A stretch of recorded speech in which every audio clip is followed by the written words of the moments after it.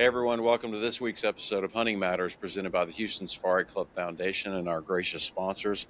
I'm pretty fired up about the show because we're going to be talking about one of my favorite animals in the world, bears.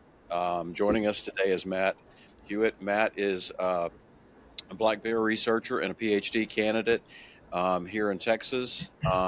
He's got a pretty extensive background, even at his very young age, but also would be remiss if I failed to mention that you are also a previous Houston Safari Club Foundation Dan L Duncan Scholarship Award recipient as well, and we're going to talk about that during the show also. So, Matt, thank you so much for joining us. Absolutely, yeah, it's a pleasure to be here. Where are you based out of? That's a complicated question. It's kind of two different places. So all the research is based out of Alpine, Texas, and the first half of my PhD, I was based here in Alpine. But I'm part of a trilateral university agreement program. So the second half of my PhD is, I'm going to be based out of Lubbock, out of Texas Tech. And my degree will actually be awarded from Texas Tech. So currently my home base is Lubbock, but I am actually currently in Alpine in a field season. So complicated answer. Sounds like soccer when they put players on loan to other teams. Which I'm just learning soccer rules and things. watch these players on loan to other teams for a whole season. I don't get it. Right. But, let's before we get into what you're doing on a day-to-day basis, let's talk a little bit about the area and the geography where you're working for people who are not familiar with Texas. And the first time I ever went out into Alpine, Marfa, Texas, that section of Southwest Texas, I think many people who go to that area are shocked that they're still in Texas. Can you talk a little bit about the geography out there and kind of the ecosystems? Absolutely, yeah. And yeah, you're not the only one to have that thought. So it's the West Texas ecoregion is kind of considered basin and range is what they call it. So these big mountain ranges separated by big open landscapes. Mostly kind of open grasslands, some lowland shrub communities, but it's gorgeous. It's beautiful. It's a true desert. So it's a hot desert, the Chihuahuan Desert, kind of some of the northernmost ranges of the Chihuahuan Desert extends pretty far down into Mexico. It's beautiful. The ecology is extremely diverse. We have a large community of large mammals. The plant diversity out here is incredible. I'd be lying to you if I said I was a plant expert, but of the plant expert people I talk to say that it is incredible out here. Yeah. And there's black bears. Yeah, it's I guess black bears are starting to come back into East Texas. I imagine we might talk about that a little bit, but it's definitely the stronghold for black bears in Texas at the moment. But yeah. Now you grew up in Kingsville, right? I did. Yep, the opposite side of the state. What ignited your passion for wildlife and conservation? Yeah, so I've been interested in wildlife research for quite a while. So my father does wildlife research. He's a professor down at A&M Kingsville. So growing up with that as an example, as an example of something that a profession can be, was really exciting. And getting to see the things that he would do for work and go out on all these field sites and see how that sort of job works. And then, just being an outdoorsy person, grew up hunting, fishing, backpacking, all the kind of normal gambit of activities that outdoorsy people are involved with. And, seeing all these beautiful places and seeing all the awesome animals and plants and ecosystems out there can really, ignite quite the curiosity in somebody, and I think I definitely got bit by that bug. Capital Farm Credit understands that there's something about the outdoors that pulls you in. Could be the fresh air, the colors, the smells, the animals, the freedom. It's all just a part of who you are. And with our recreational land loans, you can purchase land for whatever outdoor pursuit you please. That way, the outdoors won't just be in your soul, it'll also be in your name. To learn more, visit capitalfarmcredit.com. Together, we're better. Hunting Matters is presented by Copandero Indoor Archery Pistol and Rifle Range, your premier indoor archery pistol and rifle shooting destination. Located in Oak Ridge North, right next to the Woodlands, Copandero offers two 25-yard pistol ranges, a 100-yard rifle range, and a 25-yard archery range. Whether you're honing your skills or just starting, Copandero has everything you need, including rentals, classes, a retail store, an in-house cafe, and a VIP lounge. Join Copandero today for an unmatched shooting experience. To learn more, go to copandero.com. Yeah. Is that what kind of pushed you to, I believe you pursued a range and wildlife management degree from Texas A&M University, Kingsville? Correct. Yeah. That kind of, that passion is kind of what pushed you there? And when did you make a decision? You know, a lot of young people, you've seen them, and you're a young person compared to me, I'm an old man, but a lot of young people, they have no clue what they're going to do when they get out of high school. When did you know that wildlife and wildlife research was going to be your career field? So I think I was probably the only person in my third grade class that knew that they wanted to work with wildlife species. Yeah. Everybody else was, firefighters, astronauts, and I wanted to work with animals. So, okay. Yeah, I think it kind of refined over the years. It went from, I want to be a hunting guy to, I don't think veterinarian was ever really part of the conversation for me. Not for any particular reason, but yeah, hunting guide, ranch hand, ranch manager, that was pretty high on the list for a while. And then, while I was in high school, I think I kind of had some internship opportunities pretty early on that exposed me to research. And of course, that's what my father does. And a lot of good friends and stuff are in that realm. So learned about research, as kind of that specific avenue, and pursued that in college and really got bit by that bug. I really enjoyed that side of things. That makes sense. So you've had the fortunate opportunity to work in a variety of different ecosystems. You've worked the Trans-Pecos region of Texas, and you've also worked in Oregon. Can you walk us through a little bit about your educational journey and your professional journey that brought you currently to your black bear research? I mean, Absolutely. That's a big stretch. I've got a kid in Oregon. Unfortunately, Okay. he lives in Portland, my oldest son. Yeah. Which is, that's a whole different world. But what was it that kind of guided you through your educational part of your journey, and then led you to Oregon and back? Yeah. So like we just said, got my undergraduate degree at A&M Kingsville. And while I was there, I took advantage of a lot of different, paid undergrad internship opportunities, and a lot of volunteer stuff, the hands-on opportunities for wildlife students. I mean, in Texas in general, but since I went to A&M Kingsville, I'll talk about them. Have a lot of opportunities for hands-on research and just opportunities to get in the field. So was able to take advantage of a lot of those. Helped with some felid captures, deer captures. One summer I was employed as a hair snare technician on a black bear deal in Louisiana, which was really cool. It's kind of my first exposure to black bears professionally, I guess. And then, wrapped up my undergrad and knew I wanted to pursue graduate school, knew I wanted to go get a master's. But I was pretty motivated to try and do some tech jobs, some temporary 6-month, deals kind of around the country. I wanted to go see what else was out there, get some new experiences, see some new ecosystems. But I knew I wanted something to do with carnivores and something that was kind of spatial ecology. That's a kind of another niche of things that I found a lot of interest in, is kind of spatial ecology. And there's a Texas A&M job board through A&M College Station. They have a wonderful job board that people post a lot of these sorts of positions on. And I've been applying to technician positions through that, and also monitoring for master's positions. Because I knew if something with carnivores was going to come up, they're usually fewer and further between. So I had to take advantage of those opportunities. So one came up, for this kit fox occupancy study. And I was like, well, I'd be really dumb if I didn't at least apply. What are the chances I get it? I got to throw my name in the hat. So I ended up applying for it and got accepted for the position, which was wonderful.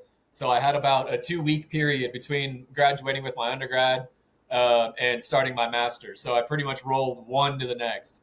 and moved out to Alpine. And I was in Alpine for about 2.5 years. Doing the research for that Kit Fox occupancy study, which was a lot of fun. While I was in my master's, I got the wonderful opportunity to go participate in this occupancy analysis workshop that was hosted in Virginia. And while I was there, I met a guy that was working for Oregon Department of Fish and Wildlife at the time and became good buddies with him. And we talked a lot about hunting and the different opportunities for hunting that there were in Oregon. And he'd grown up hunting, but, was maybe a little newer to it than maybe I was. So he offered the opportunity to have me come out and come and do an elk hunt out there with them. He had a couple buddies and wanted, maybe someone that could help skin and clean and do that sort of thing.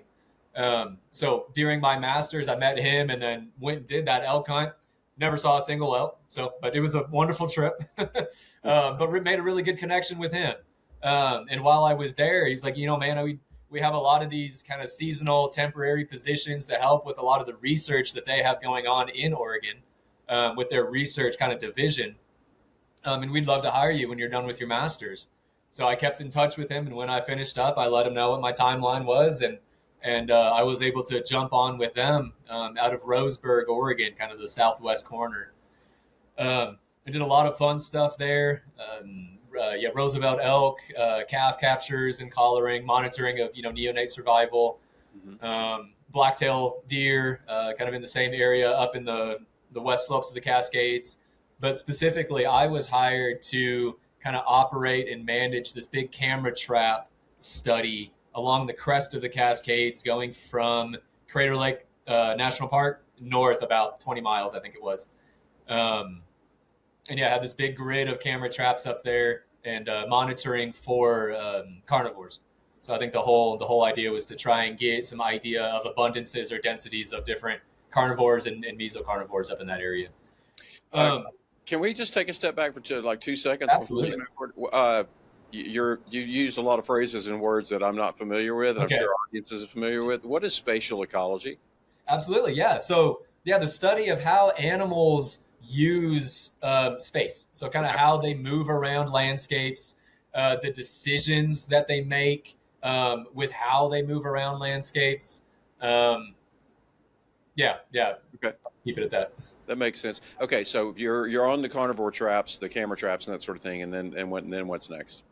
Yeah, so at the end of my master's, I had at that point been in 4, 5, 6-ish years of college, pretty much straight with a 2-week break in the middle. I was ready to go do something else, and Oregon was wonderful for me. But my master's definitely kind of opened my eyes a little bit more to that research, kind of scope of things. And, the more you learn, the less you realize that you know. And that definitely hit me pretty hard. Then while I was in Oregon, some of the people I was working with were very knowledgeable in, research methods and in that world, and trying to keep up with conversations with some of them was a challenging thing to do. I knew the basics, but I knew I didn't know enough to be proficient in the things that I wanted to do. So I decided while I was up there, I'd start looking into Ph.D. opportunities and started poking around different places. And I guess word got back to Alpine. One of my advisors for my master's called me up and said, hey, we got this black bear project starting, and we think you'd be great to be the first student on it, and we'd love for you to get your Ph.D. through this opportunity. And it's been a wonderful opportunity so far. And that gets us up to here. Are you looking for an investment that goes beyond the ordinary? Wildlife Partners is the nation's leader in breeding and consulting for the exotic wildlife industry. When you invest in wildlife, you're not just acquiring a 100% tax-deductible asset, you're playing a vital role in the conservation of endangered species. Do you own land? You can turn your ranch into a profitable wildlife-driven business. And even if you don't own land, that's no problem. Wildlife Partners offers unique opportunities for non-landowners to invest in conservation while enjoying significant tax benefits and potential cash flow. Hunting Matters is presented by DEA Ranch. Are you looking for the ultimate South Texas hunting experience? Then look no further than DEA Ranch. DEA Ranch offers some of the best whitetail and exotic game hunts in South Texas year-round.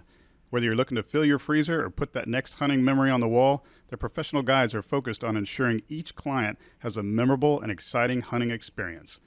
DEA Ranch offers guided hunts, professional staff, chef-prepared meals, trophy preparation, and more. To learn more, go to dearanch.com. That's dearanch.com.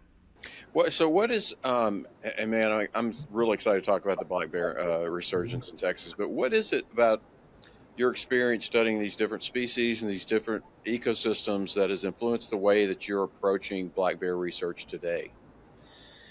Yeah. So yeah, that's a broad question, but yeah, yeah. I see if I can narrow it down a little bit. But so one of the kind of avenues that I found a lot of interest in and has kind of guided a lot of my, I guess I'll call it scientific philosophy. It might not quite be the right phrase, but I've gotten really into and have really enjoyed learning about statistics and the mathematical modeling of how a lot of these like ecosystems function and how we can answer questions through that lens, ask questions in a mathematical framework, and answer questions that way. And a lot of the mentors that I've had over the years through my master's, and some of those folks I was talking about in Oregon that were really in that world, kind of helped me develop, kind of that strategy for how I approach answering questions. So yeah, we'll get into exactly what my research questions are here in Texas, but I think that's kind of been a driving force behind how all of these past experiences have helped me, kind of guide me in how I do things now. Okay. Yeah, it's funny how, different people and different experiences in your life over the years, childhood experiences craft who you become as an adult, and then your professional experiences, interactions. I mean, I'm sure if you look back, 15 years, 10 years, whatever, you would never imagine yourself up in the Cascades, working with these people in a different part of the country and doing all those things. So they're all a part of the fabric of who you are and what you do now. Let's talk about bears specifically. Yeah. A lot of people, let's put this, I kind of want to lay some baseline context on this. A lot of people don't realize that black bears were once common across much of the state of Texas. I grew up in Louisiana, never saw a black bear. I'm so excited to see that the black bear is coming back in Louisiana as well, to the point that they've actually had, 1 or 2 hunting seasons, limited. But can you provide our audience a little bit of historical context about black bears in Texas, their original range, and what led to the disappearance of the black bear in Texas? Yeah. So their original range, I'm not sure it's really known exactly, but we know that they were very widespread. There's archaeological evidence, and just reports of people from those times, all the way, East Texas down into the, Nueces River Valley in South Texas. Certainly the hill country. The hill country actually would have been wonderful for bears. Lots of oaks, lots of rolling hills and rivers, and the hill country would have been a wonderful place to be a black bear. And then of course, the Red River up by Oklahoma, the Canadian River, and the Panhandle all would have held bears. But yeah, you really start talking about the stronghold of bears, and of course, no one really knows. Not a lot of documentation from 200 years ago. But I'd be willing to bet that West Texas was probably always a hot spot for bears in the state. Who knows as far as densities are concerned? There may have been more bears in other places than in West Texas, but bears have always been present in West Texas. And then so the bears' kind of slow extirpation. So the local extinction, I guess, would kind of be a definition for that. But bears being removed from Texas, their extirpation, kind of seemed to happen east to west. So there's a big biological survey that happened in the late 1800s, early 1900s that talks about a lot of the reports. They've traveled around to different towns talking about all sorts of species, but reading the section specifically on bears, right around kind of the turn of that century, the story for most of Texas was, oh yeah, we used to have bears all the time. You see them from time to time now. or yeah, I haven't seen a bear in 20 years, or yeah, there's one pocket off over here that so and so still traps from time to time. But it was the same general conversation across most of Texas that bears really weren't around like they used to be. That was well acknowledged. But even at that time, West Texas was still a pretty bears held on pretty well in West Texas, specifically kind of in those sky islands or those high elevation pockets across the region. There's a quote from that biological survey that bears were still very common in some of these forested high elevation mountains. And then, so yeah, bears were still hanging on in Texas, but were officially in West Texas, but were officially considered extirpated from the state entirely by the mid 1950s. Okay. And causes of that was just kind of a general low tolerance of carnivores, just on the landscapes at that time. And sheep and goats were a much bigger thing in West Texas. So I think there was a pretty low tolerance for carnivores just in general. And then as a lot of your hunter audience probably very well aware, bear tastes pretty good. Yeah. Bear's a wonderful meat. And that was well known in West Texas. There was a big, kind of seasonal hunting party that would go black bear hunting in the Davis Mountains in West Texas. I think it was like a Christmas thing. Well, actually, that doesn't make sense because they'd be tending at that time. But there was a yearly hunt up in the Davis Mountains out of Fort Davis to go see how many black bears they could find and harvest that year. So yeah, combination of factors, kind of pushed bears out of West Texas. Kind of culminating in the 1950s is when they were, generally accepted to be gone. But they were able to hold on. That population was able to hold on in some of the mountains in northern Coahuila, Mexico. So very low human density in that area. And, lots of that high elevation habitat. And I think it was just a wonderful place for bears to be able to hang on.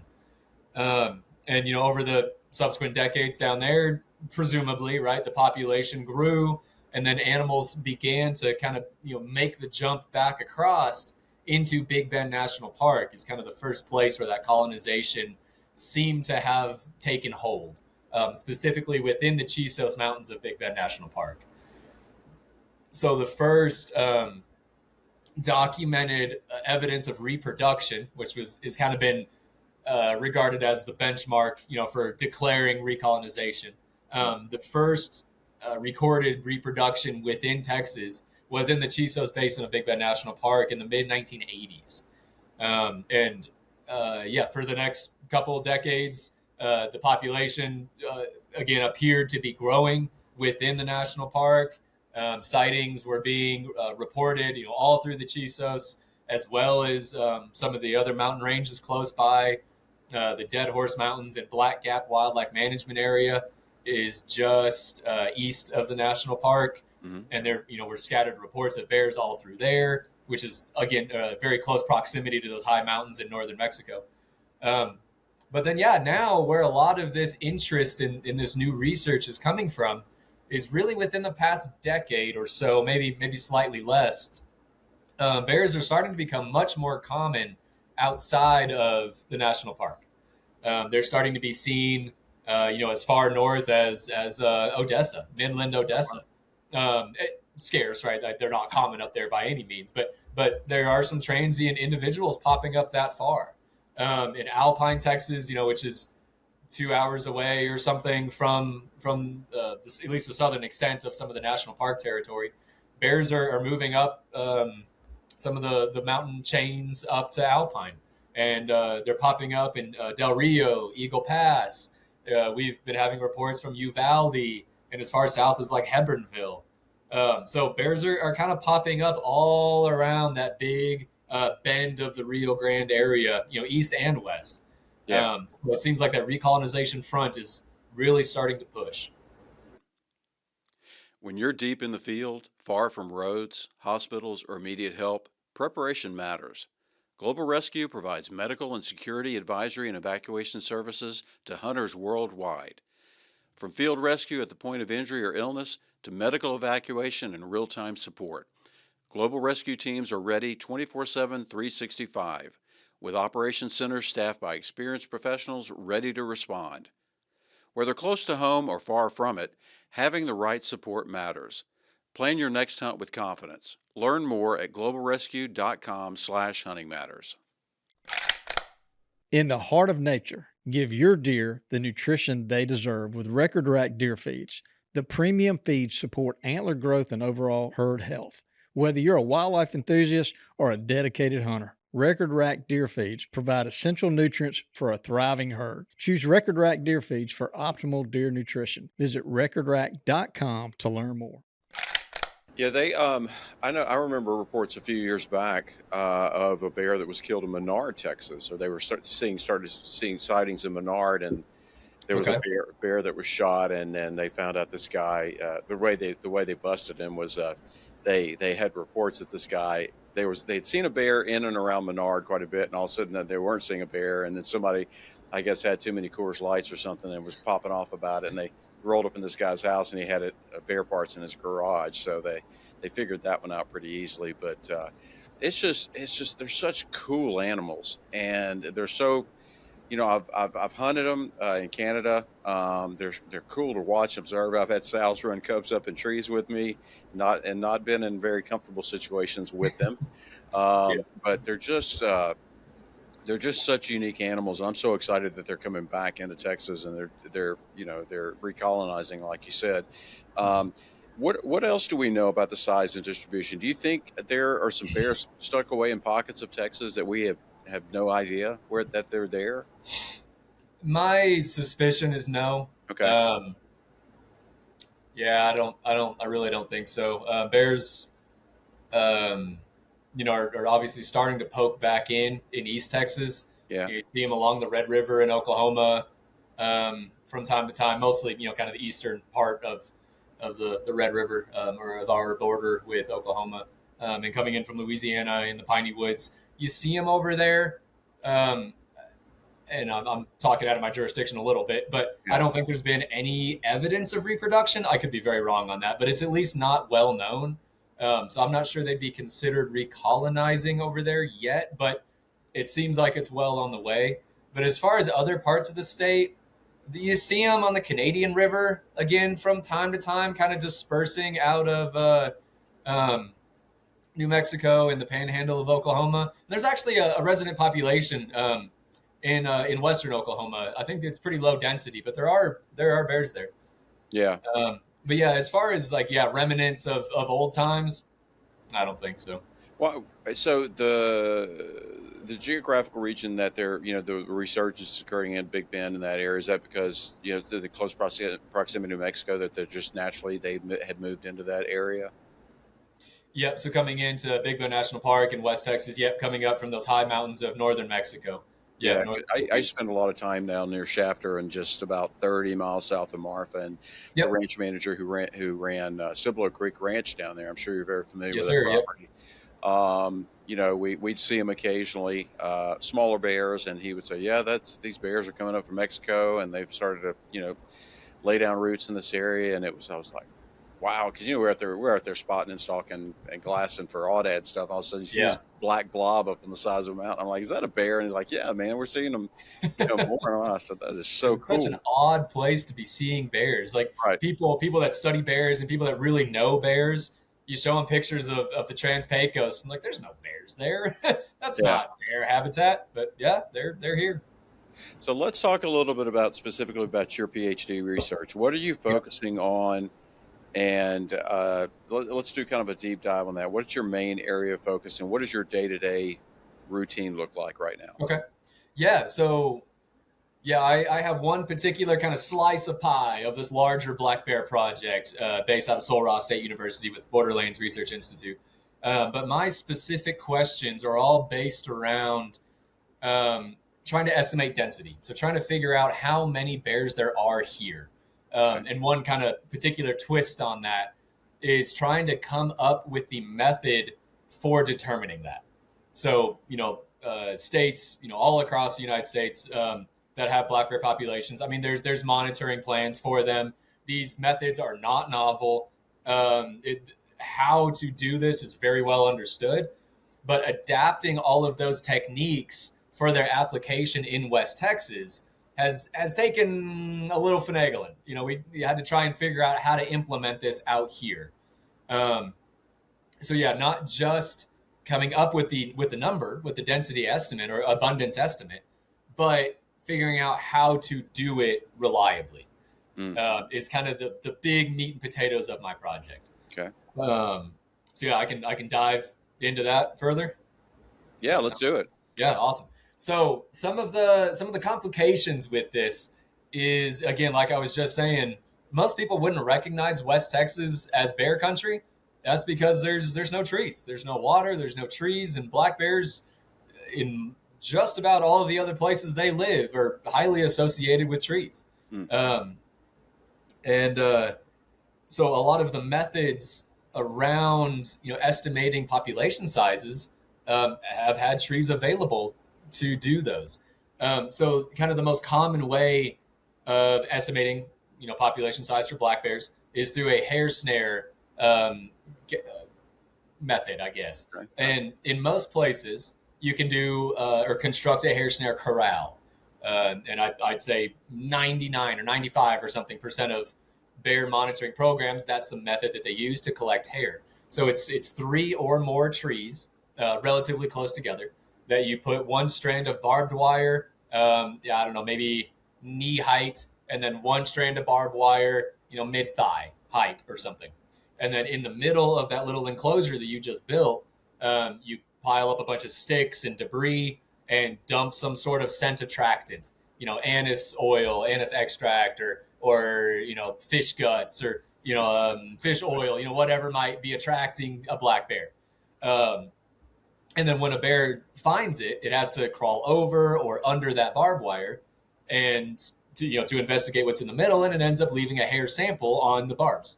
And you can extract DNA out of the follicles on the ends of those hair. And you can identify individuals that way, using their genetics. Mm-hmm. And then there's a whole modeling framework kind of dedicated to using that data to estimate how many animals are out there. So like I was saying, in West Texas, we don't really have a whole lot of trees. So that's not a reliable method for us.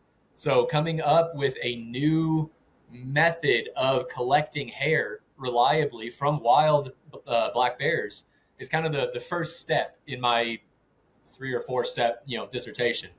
And what we've determined so far is an 18-inch chunk of decommissioned railroad tie wrapped in barbed wire. It seems to be the thing that has worked the best so far. And our kind of reasoning or why we think this works, we did a whole trial with a bunch of different designs, and this is the one that stood up the best, is that because it's soaked in that chemical creosote, to keep that wood from rotting. And it smells, you can smell it from a long ways off. You ever drive by a train depot or something, you can smell the creosote.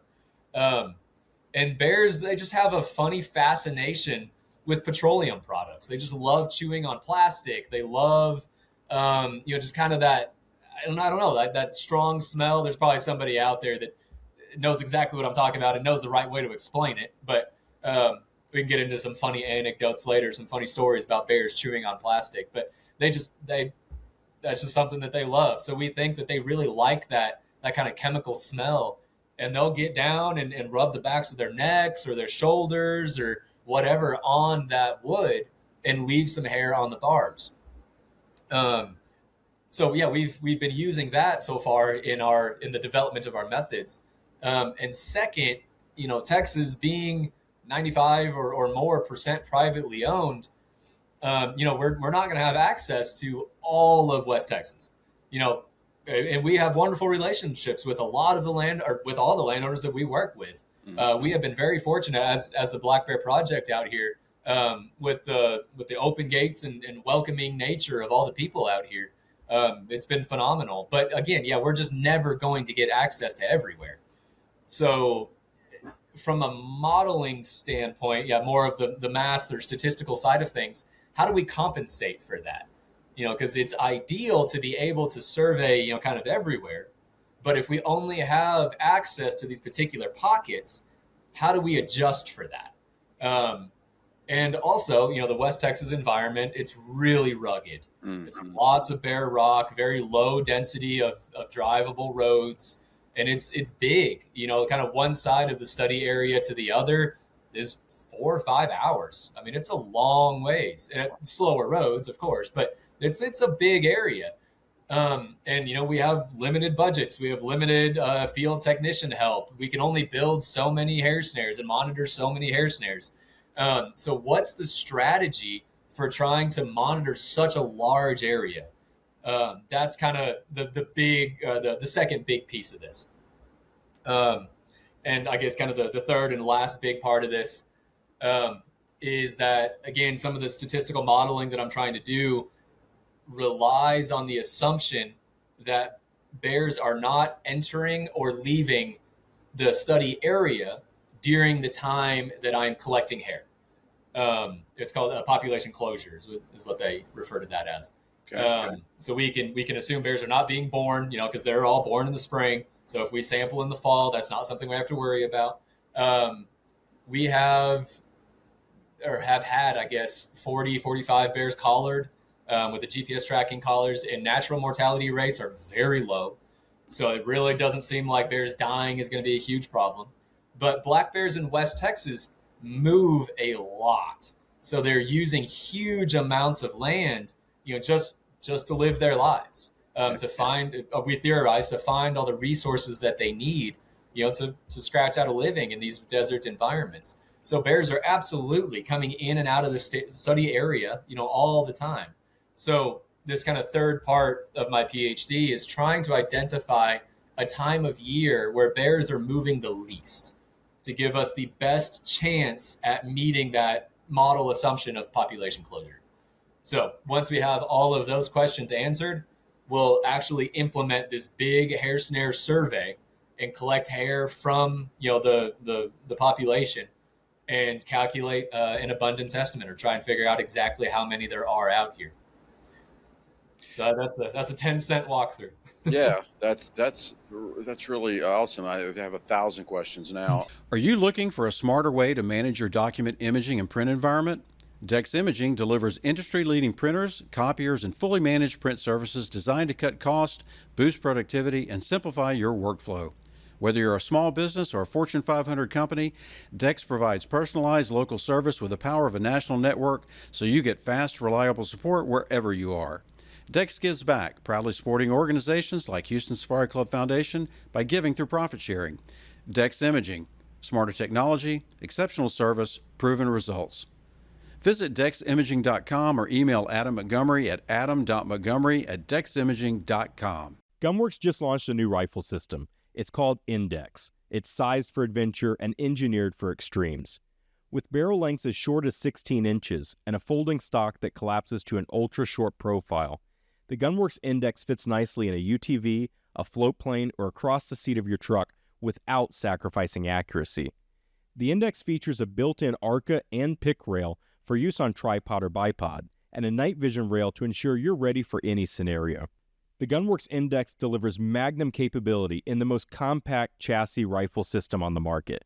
Visit gunworks.com to learn more. Do you work in tandem with other bear researchers? Like, you're not collaring bears, so you're working with people that do collar bears and other specialty areas that they're working on? So, and actually, I think I can say pretty confidently that we are the only bear researchers in Texas, at least collaring bears, as far as I'm aware. Okay.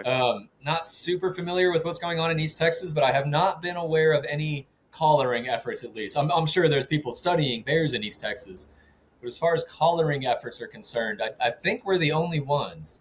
Okay. And there's been 5 or 6 of us students on this black bear project based out of Borderlands Research Institute. We come from a variety of backgrounds, and some of us have a lot of black bear capture experience to draw on that they brought to the table, when they were hired on for their projects. So yeah, no, it's we're pretty self-sufficient out here. But yeah, working really closely, of course, with Texas Parks and Wildlife, helping them with management objectives. If there's particular questions that they would like to have answered, we try and facilitate that as much as we can. And then, working really closely with them, with some of these particular bears that are routinely getting too close to people. If they have a reason, if Parks and Wildlife has a reason to collar or to trap a bear, for management reasons, of course, we'll show up and put a collar on it, do the chemical immobilization and all that, and relay some of that movement information back to Parks and Wildlife. Like, okay, this is what this bear is up to. It seems to have moved out of that particular area, and then we can continue to use that data for our own research objectives. So, working really closely with Parks and Wildlife for sure. Yeah, and like you said before, the fact that Texas is 90+% owned by private landowners, I'm sure you have to have that good working relationship with them. Of course. Yeah. And that's probably applicable to any research that happens, here in Texas. Yeah. There's no wildlife research in Texas done without the cooperation of private landowners. Yeah, we owe it all to cooperative private landowners. What's the range? What's the typical range for bear out in that region? I mean, you said they cover wide swaths of land, and it's seasonal. But on average, what do you think? I mean, what are you guys seeing? Yeah, so we have some dramatic variation. So I guess I'll try and lay out a little bit of the complexity. So female bears will not move as much as male bears will. They kind of find a place that they like, and generally they'll stick around that particular area. But to attempt to put some numbers to this, maybe a female black bear that is in this particular state where she's not moving a ton, which most female black bears tend to kind of stay in that state. We might be talking 10,000 acres, 20,000 acres. And again, there's huge variation on that number. Yeah. But if I'm going to try and put a value to that, maybe somewhere right around in there. Okay. Maybe a little smaller, but somewhere right around in there. But every so often you'll have a female black bear that'll go do this wild movement. She'll go 40, 50 miles away, hang out there for a while, and then come back. Not really sure what they're up to, but they'll do these funny movements. But male black bears will definitely use the landscape at a much larger level. And I'm not going to have any just great numbers off the top of my head, but I mean, hundreds of square miles. I mean, just huge amounts of area that they'll use on like a monthly basis. They just kind of wander around. But some of the fun stuff that I've really enjoyed seeing is some of this transboundary movement back and forth between Texas and Mexico. So, we think of this recolonization front as individual bears, moving into Texas, and then they're here, and then they're just stuck here, right? But it's probably better to think about this recolonization front as just the population as a whole. So individuals are absolutely going back and forth all the time. And we have some of these older, large males that are doing this kind of on a seasonal basis. We've seen the same pattern with two different older male bears that will spend, kind of the mating season, so late spring, early summer, down in Mexico. So in those high mountains of northern Coahuila, Mexico. There's probably a lot more mating opportunities. I think the densities of bears are a lot higher. There's, it's cooler. It's a great place to be during the summer. A lot higher elevation than anything we have here, and a lot more of it. So there's just a lot more habitat there. So they'll hang out there spring, summer, and then sometime leading up to fall, they'll make these huge movements. We're talking like 80 to 100 miles. Wow. And they just do it. It's like a week, and they just walk 80 miles or something back into kind of the southern Brewster County or kind of Big Bend National Park area. And they'll find some food resources. So bears in the fall, they have a kind of a biological season called hyperphagia, where they're trying to consume as many calories as they possibly can. Somewhere north of like 20,000 calories a day. Wow.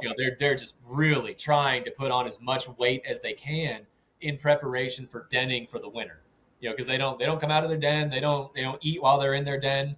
It's not a true hibernation. They call it torpor. But they don't eat. They don't do much. So they have to try and build up as many calories as they can to sustain themselves through that denning period. So coming back into Texas, presumably, I mean, following the logical steps here, there's better food resources in Texas.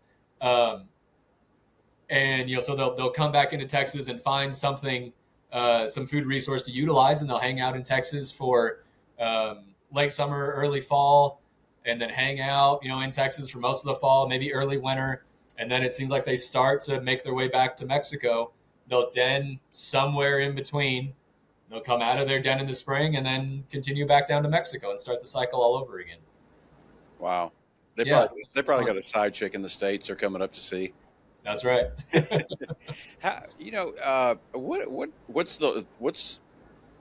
What's the range? How big are bears? I know there's an average, the size and that sort of thing, but tell me a story about the biggest bear that you've ever tracked or monitored. Yeah, so the biggest bear that we have gotten a weight for was 460 pounds. Wow. I'm going to double check that real quick. I was going to take way too long, but yeah, I think it was 460 pounds. Okay. And he was huge. It took 4 people, we like kind of wrap the bear in a tarp and have a scale on a T-post that we can, lift with our shoulders sort of thing. Yeah. It took 4 people to get him off the ground. Wow. He was huge. But there was another bear that we were able to collar.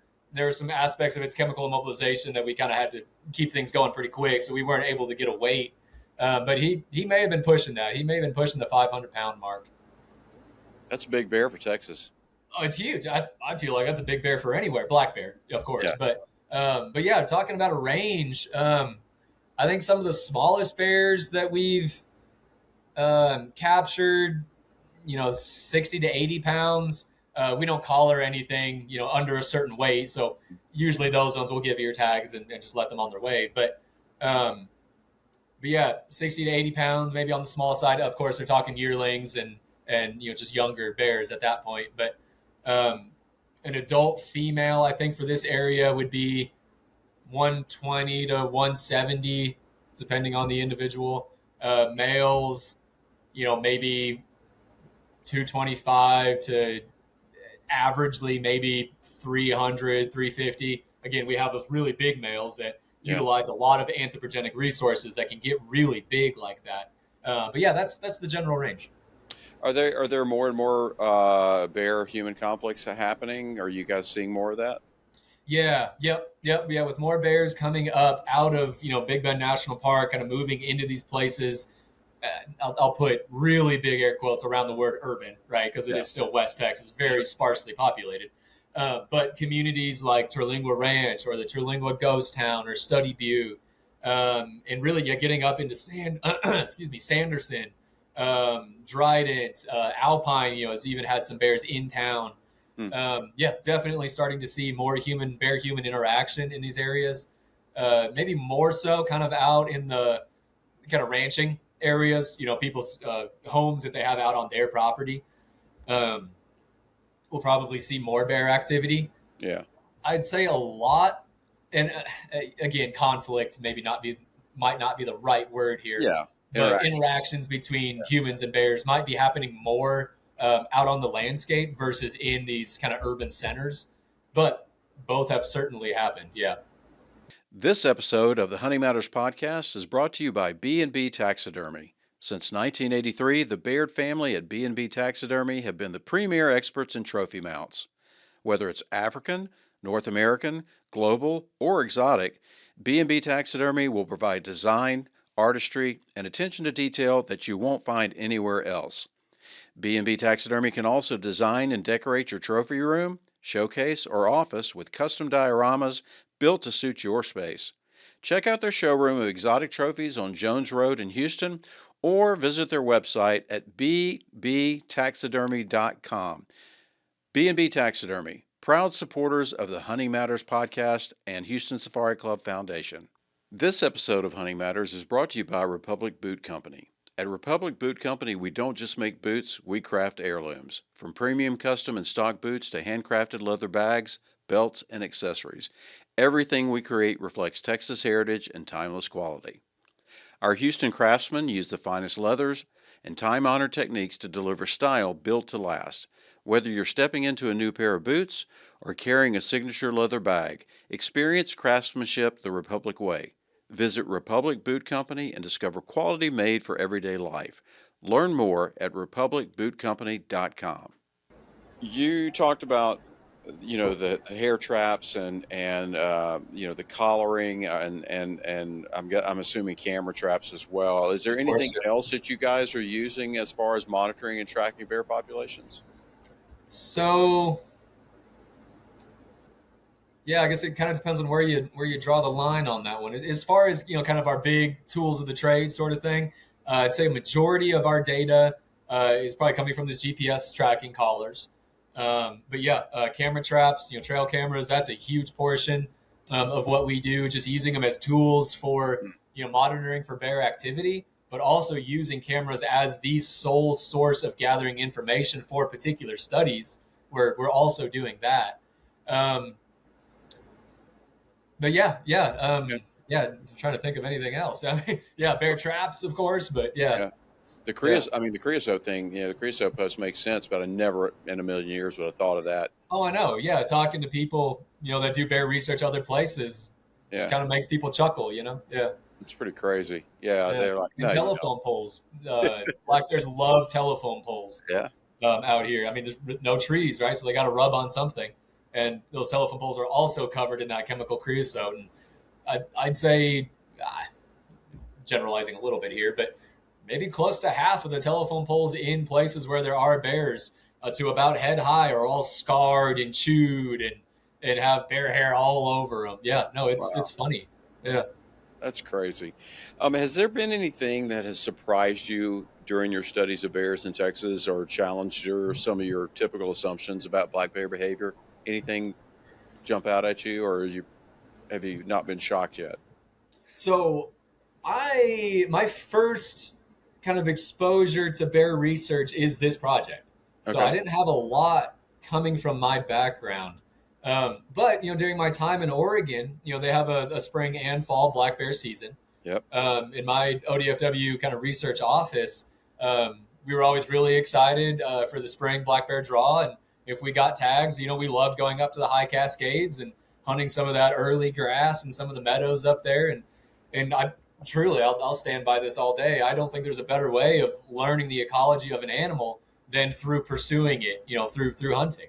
You really got to think about the ecology, what that animal is thinking about this landscape. You're thinking about that animal's umfelt, right? Like how it experiences its environment. And that was kind of my first step into thinking about how black bears use landscapes, about what they need in an environment. And again, super limited, not from a research perspective, but then moving down here, I guess some of the surprises were just what food resources that bears are able to scratch out a living on. So yeah, it's dramatic. And we haven't actually had a student yet that has done a diet analysis that's on the docket of questions that need answering eventually. But there's been some pretty crazy things. So a Spanish dagger is a type of yucca. And the bears will reach up and kind of pull out that center growth stalk. Like an artichoke. So not like the flowering stalk, not necessarily, but where all like the leaves kind of lay out, as the Spanish dagger grows. They'll pull that out and eat like the bottom inch or 2 inches of it. And they'll eat gallons of that. Wow. And I'm sure, there hasn't really been a nutritional analysis on any of this yet, but my suspicion is it's pretty low quality. Yeah. But its abundance is so high, it's everywhere. So, it's kind of seasonally, if it seems to be really dry in the natural environment, food resources are pretty limiting out on the landscape. You see bears start utilizing the Spanish dagger a lot, and their fecal piles. I mean, you could fill a gallon bag of this stuff. So they'll start using that. But, of course, persimmons, different soft and hard masts, acorns, up in the higher elevations, you get pinyon pines. They'll definitely get the nuts out of the pinyon pine cones. Just recently, we went and collected a whole bunch of bear fecal samples from some of the public lands around here. And narrow leaf forest area, which is just kind of your average looking shrubby, thorny desert brush species. But it's got a bunch of little, black berries on it. And the bears were just eating lots and lots of that. Like the full fecal pile was nothing but seeds from narrow-leaf forestaria. So they're just scratching out a living on whatever they can find. We did kind of do a little preliminary analysis on pulling apart one bear fecal sample that we just happened to pick up. And it was almost entirely little carapaces or external skeletal structures of these little bugs that live on prickly pears. Really? Just the entire pile.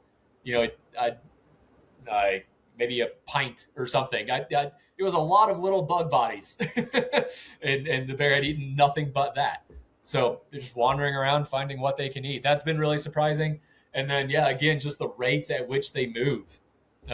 It's pretty dramatic. They'll move really large areas, really large distances over large areas in relatively short periods of time.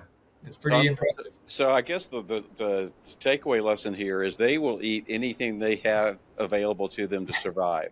Yep. So monogastrics, just like people, just like pigs. Pigs are known for eating literally anything. Bears are, as far as digestively, are kind of in that same realm. If they can chew it and swallow it, their gut will get something out of it. Yeah. Wow. I guess you can find nutritional sustenance out of the most unlikely sources if you're starving, Exactly. I mean, I've been, I remember my days in college. I ate some stuff back then that I wouldn't eat on a daily basis. That's right. Yeah. Now, I couldn't tell you the last time I had Vienna sausage or ramen, cases of ramen noodles that we used to eat just to survive and get by. Let's talk a little bit about the future as we kind of wrap up today. Looking forward, the next 5, 10, 20 years, where do you see the populations expanding in Texas? And are there other areas that may be more suitable for habitat colonization, or is this all just kind of a guessing game at this point? It's a lot of a guessing game, but we can make some educated guesses for sure. Yeah. So if you're looking at kind of a topography map of West Texas, going from Big Bend National Park, running north, there's a big kind of chain of mountains called the Del Nortes. They run kind of all the way up through Alpine. There's kind of little pockets of higher elevation habitat that go all the way up to the Davis Mountains. The Davis Mountains is probably the biggest, highest elevation, kind of chunk of good habitat in West Texas. And there are bears in the Davis Mountains, but there's not many. And as far as I'm aware, there has not been any confirmed, documented evidence of reproduction in the Davis Mountains. So I think, maybe in the next 10, 20 years, we might start to see more colonization of the Davis Mountains specifically, kind of south of Alpine. So south of Highway 90 out here in Brewster and Presidio County is probably where a lot of the recolonization is happening now. More, and again, there's so much nuance to that statement, but more reports are coming in of people seeing bears. There's more roadkill bears. Our collared bears are hanging out kind of in that area just south of Alpine and along that Del Norte chain, kind of from Alpine all the way down to Big Bend National Park. Kind of seems to be a good movement corridor northward. But I imagine, in the next decade or two, we'll start to see the Davis Mountains. I assume we'll start to see more recolonization. And then, just kind of some of these other little pockets around the Trans-Pecos may start to see more bears moving in as time goes on. The Houston Safari Club Foundation is a 501c3 nonprofit organization that supports the future of hunting and conservation. Wildlife and habitat conservation, youth education and outdoor experiences, scholarships, and anti-poaching efforts are just a few of the programs supported by this organization. Monthly events, an annual convention, award-winning publications, networking opportunities, and valuable resources for hunting knowledge are just a few of the benefits of being a member of Houston Safari Club Foundation. If you're searching for a group of people dedicated to protecting the future of hunting, look no further. Join Houston Safari Club Foundation today at WeHuntWeGive.org or call 713-623-8844. That's awesome. So what is it that the hunters and conservationists and general public can do to help with the future of black bears in Texas? So Parks and Wildlife is trying to keep a pretty close eye on where bears are. And, of course, us as researchers as well. But, Parks and Wildlife, they highly encourage you. If you see a bear, call it in. I'm sure if you search online for Parks and Wildlife, I don't know if there's like a black bear hotline, but there's people you can call, and they absolutely want you to call in and say, hey, I'm over here on the junction of road X and Y, and I just saw a black bear running across the road. They would love to hear that. And so I think probably one of the biggest things, for Texans is starting to learn how to live with bears, right? It's a new thing. There's a whole generation of people, 1 or 2 generations of people in the state that, haven't had to live with bears in their backyard before. And this is a relatively new thing to a lot of people. So I'd be amiss if I didn't point out that there's a wonderful website called Bear Wise. That it's a national thing. It might be bigger than national, I'm not sure, but they have lots of really, really good information about how to manage your interactions with black bears and what you can do on your 100,000 acre property or on your quarter acre property in town. Things that you can do in your own backyard to help, mitigate these black bear interactions and help, make sure that humans and bears are both staying safe on this human bear interface. So if people were curious about more information about how to live with bears, certainly reach out to Parks and Wildlife. But yeah, visit bearwise.com or .org. I'm not sure. Bearwise. Wonderful website. They have really good information on living with bears. Matt, what's been your most memorable encounter with a black bear out in the field? Oh, that's a wonderful question. We've had so many.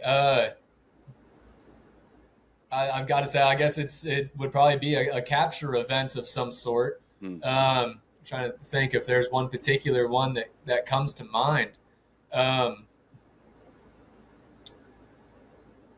So in kind of the Terlingua Ranch area, we had a bear that we were trying to get to go into a trap, and actually managed to get it to go in. And so we have satellite trap transmitters is what they're called, and when the trap deploys, a bunch of us will get emails and text messages, and we have really short response times to the trap, which is wonderful.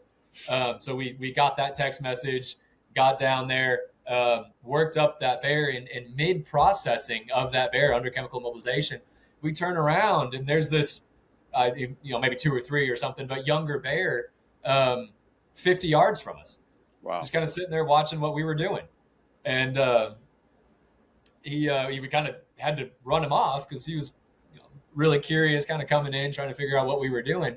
So we were clapping and, had people trying to, run him off. And we finished the immobilization that we had. We got that bear collared and everything was good. Got it back on its feet and it was wandering off up the hill. And then that second younger bear was still around. So we're like, well, I guess we'll try and trap this one. So we reset the trap, put a new bait bucket in there, reset the door, and drove our trucks off about 100 yards and just watched this little bear come in, crawl all over the trap, and eventually go in and get caught. Wow. So we had a twofer that day. Yeah, that's really crazy.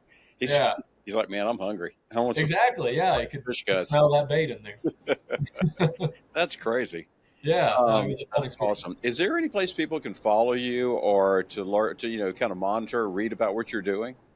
Yep. Yeah. So Borderlands Research Institute, our website is probably the first place that we disseminate a lot of this information. Okay. And BRI is on Instagram and Facebook. We try to be as active on there as we can, really post a lot of the updates for the things that we're doing, and not just on the Bear Project, but on all the other projects that we have going on out of the Institute, for sure. So people can Google Borderlands Research Institute and, that's right. Yes, sir. And dig around in there and find that out.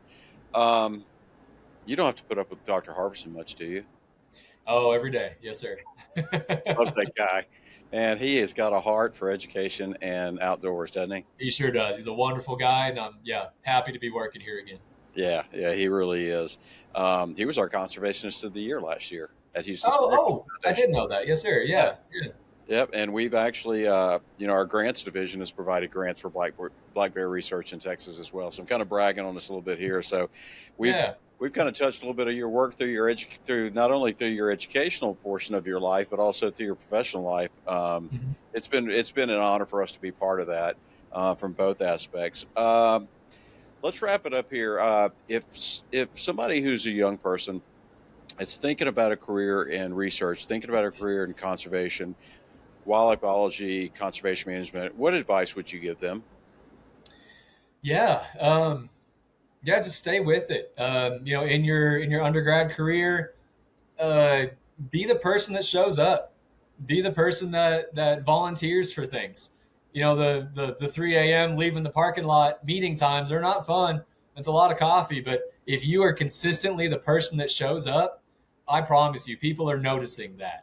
And are taking note of who shows up, who has a good attitude, who works hard. Those are absolutely the things that I would say. And engage in, opportunities outside of school. I tried as hard as I could to find internships over the summer. I referenced at the A&M job board earlier. They're always posting wonderful opportunities on there.